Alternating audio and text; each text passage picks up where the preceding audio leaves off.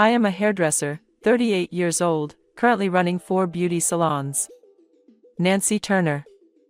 From the moment I decided to become a hairdresser, my goal was to open my own salon. Therefore, after graduating from beauty school, I thought I would have the shortest possible time to train and acquire skills. I spent my days studying without time to play, along with learning business management. Even so, I enjoyed doing what I loved towards my dream, and no matter how much time I had, it was never enough. I met my husband before the opening of my first salon, where I recruited only a few staff members. He was the one who came to the interview. Nice to meet you, I'm Frank Turner. He greeted me cheerfully, and was 2 years younger than me. I loved people who could greet people in a loud voice. So I had a good impression of him. Nice to meet you, Frank. I'm Nancy Smith. Thank you for coming today. I would like to have my own salon in the near future. It took me so long to decide what I wanted to do, and I started late to go to beauty school, but I finally graduated. But I wanted to find a job where I could be the best at something. That's how I came up with working at a beauty salon. From then I studied as hard as anyone else at school. I think it's great to have a goal. Your salon is currently recruiting opening staff, so I was determined that there's no other place for me, so I applied here. I would love to learn here. I see. I understand how you feel. I've also come this far with similar goals. Please let me learn about the technical and management aspects here. Please. We'll finish the interview for today. Frank Turner, I'll hire you, and our job recruiting will be over. Excellent. Thank you very much. I'll do my best. Thank you, I'm looking forward to working with you. This is how I started the first memorable salon with my current husband as a member.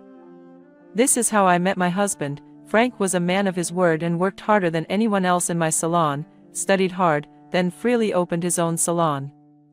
I supported him because I had heard his dream from the beginning, and I taught him everything I could teach.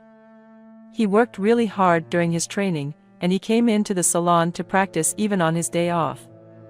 I felt more and more supportive as it was like watching myself a little while ago. It was around the time when his salon was about to open. Hey, Nancy. Please wait for me at the salon tomorrow night, and don't forget to dress up to the nines. What's going on?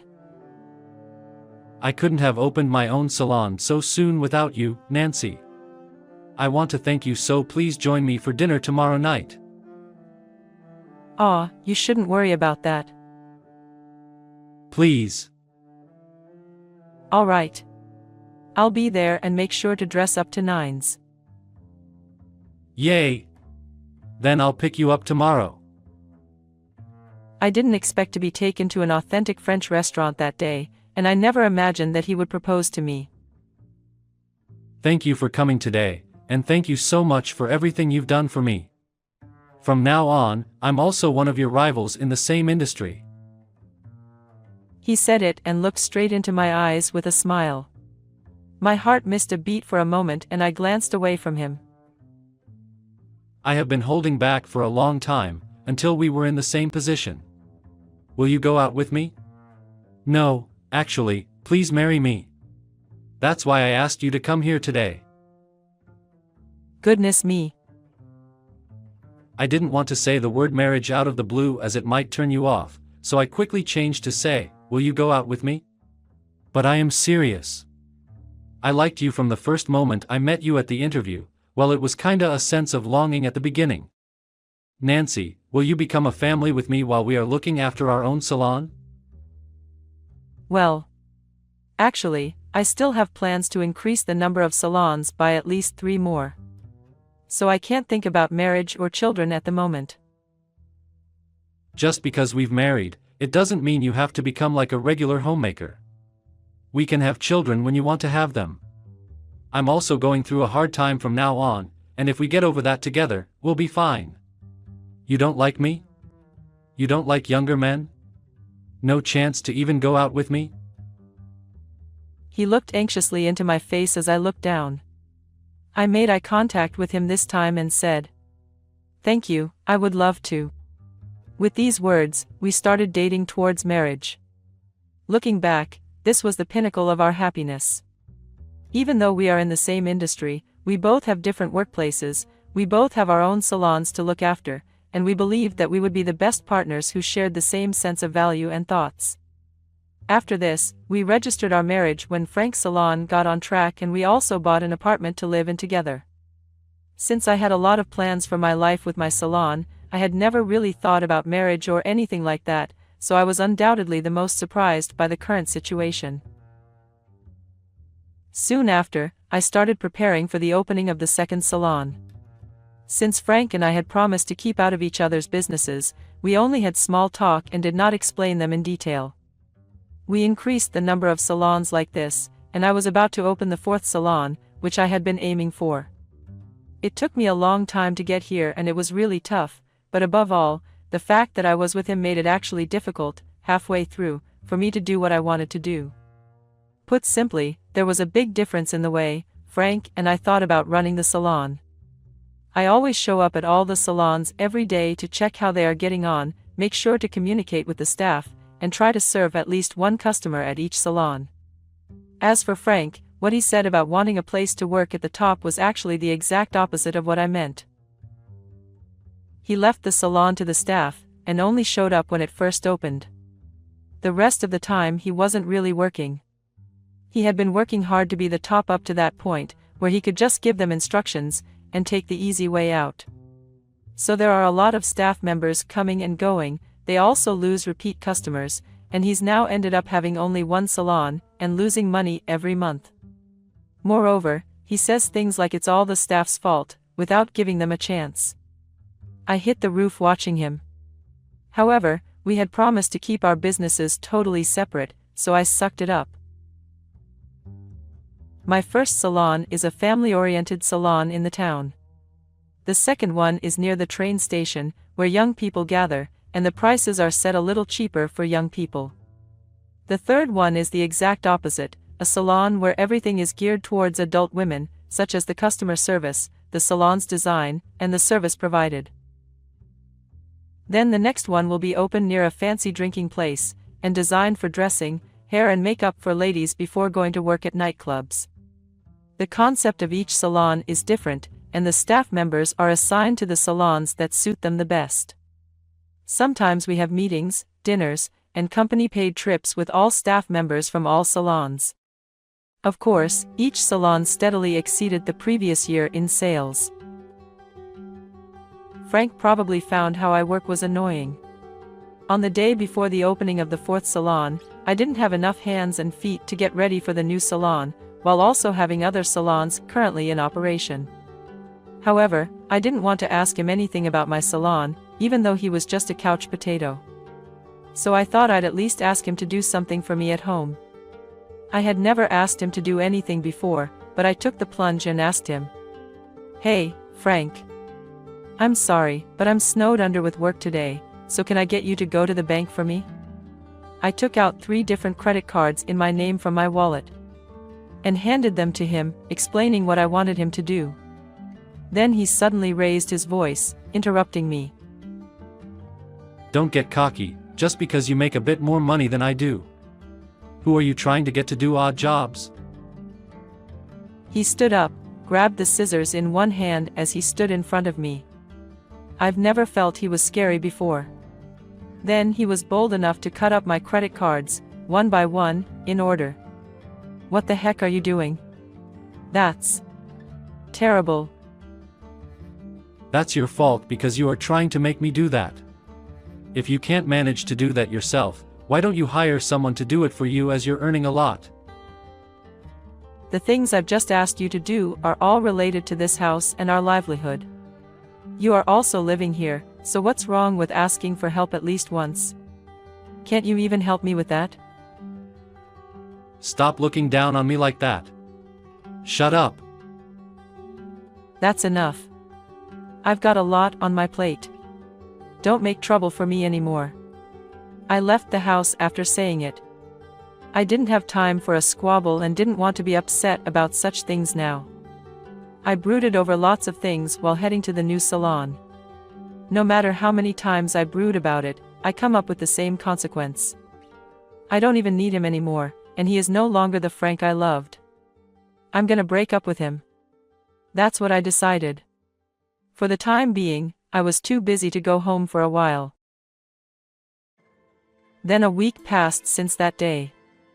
The opening of the new salon had settled down successfully, so I went home once. When I entered the house, I found a woman's shoes at the entrance. I didn't care about it and went inside, then put the divorce papers in the living room. Then I started to pack my stuff in my room. I kept hearing the flirting voice having fun from his room. I was so frustrated, but I didn't cry. Two of them came out of the room just as I was about to finish everything. Frank recognized my presence, and looked surprised for a moment, but pretended to be normal. If you're coming home, say so.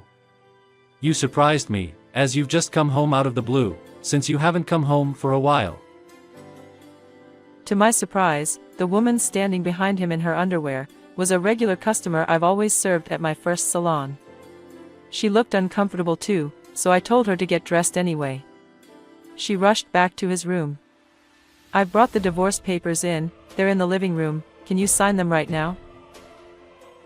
You made me think about where you were, and why you are now being so selfish.